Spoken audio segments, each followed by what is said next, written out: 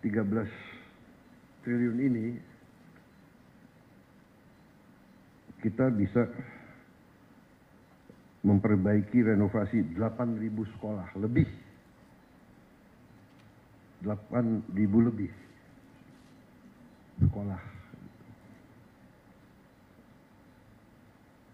Kalau satu kampung nelayan kita anggarkan 22 miliar, kampung untuk nelayan dengan fasilitas yang selama 80 tahun Republik Indonesia berdiri tidak pernah diperhatikan dan tidak pernah diurus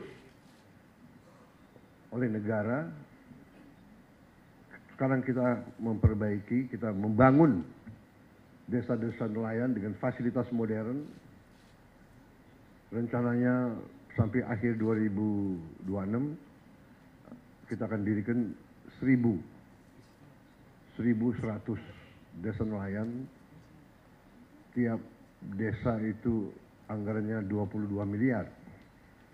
Jadi 13 triliun ini berarti kita bisa membangun 600 kampung nelayan. Satu kampung nelayan itu kepala keluarganya 2.000. Jadi kalau dengan istri dan anak 3 itu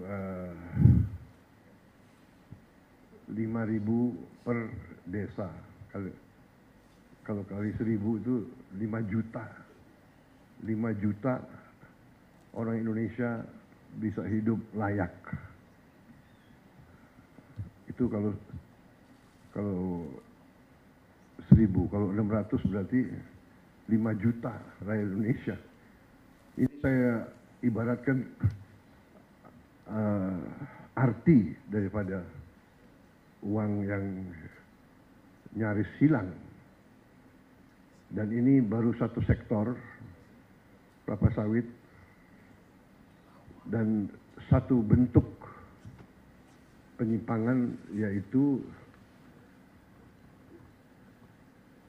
tidak diutamakan atau tidak dipatuhi kewajiban untuk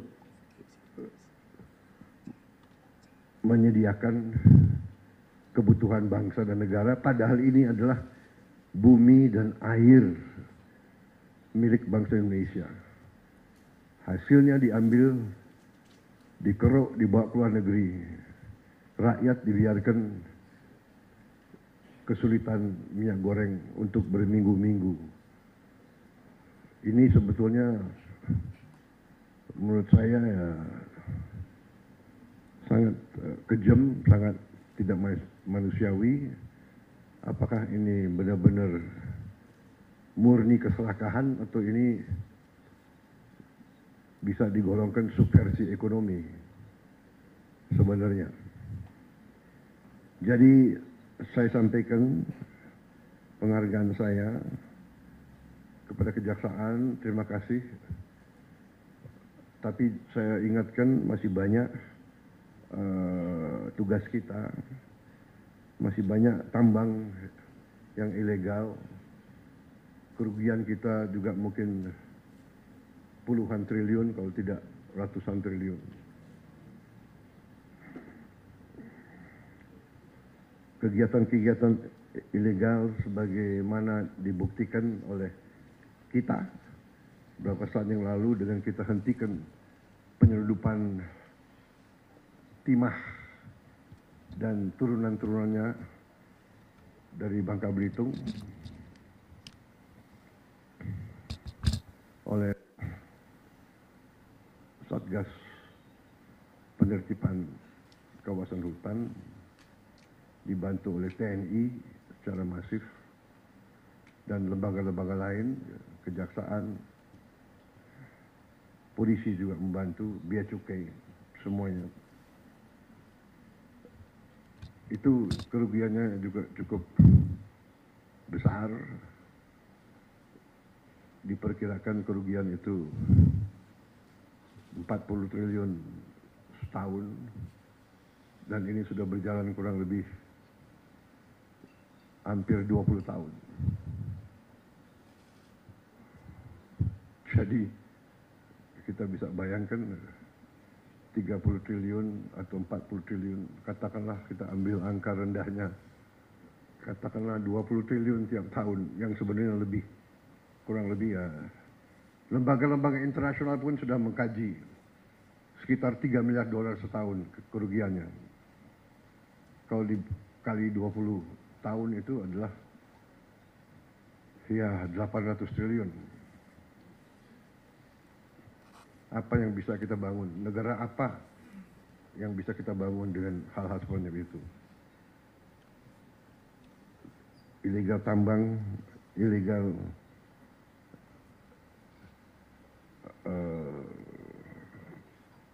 komunitas-komunitas lainnya, dengan segala bentuk cara dan modusnya.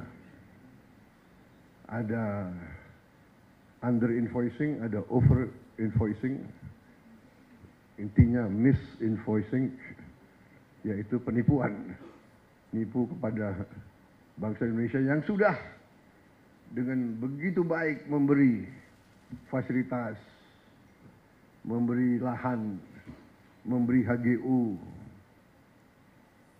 Jadi saya kira intinya itu, saudara-saudara, selamat atas pekerjaan ini.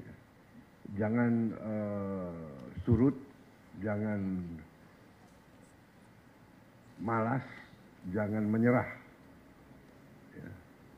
Berbuatlah yang terbaik untuk bangsa, negara, dan rakyatmu, saudara-saudara. Ya. Harta, apalagi didapatkan dengan cara yang mengorbankan rakyat kita, itu harta itu adalah harta yang haram, rezeki yang tidak baik, dan ujungnya pasti akan membawa ketidakbaikan kepada siapapun dan keluarganya. Saya sudah melihat terlalu banyak ya, pejabat yang lengah atau lemah iman, lemah akhlak, melakukan tindakan dan akhirnya termasuk keluarganya yang menderita. Pengusaha-pengusaha pun saya ingatkan,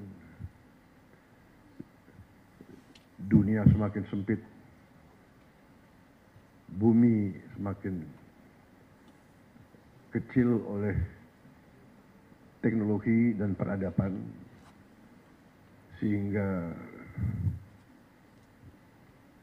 kalau saudara menganggap ya kalau mereka para pengusaha-pengusaha serakah itu menganggap bisa menipu terus-menerus bangsa sebesar Indonesia, ya saya kira itu kita akan buktikan bahwa kita masih eksis, masih kuat, dan kita bertekad untuk menegakkan kedaulatan kita demi rakyat kita.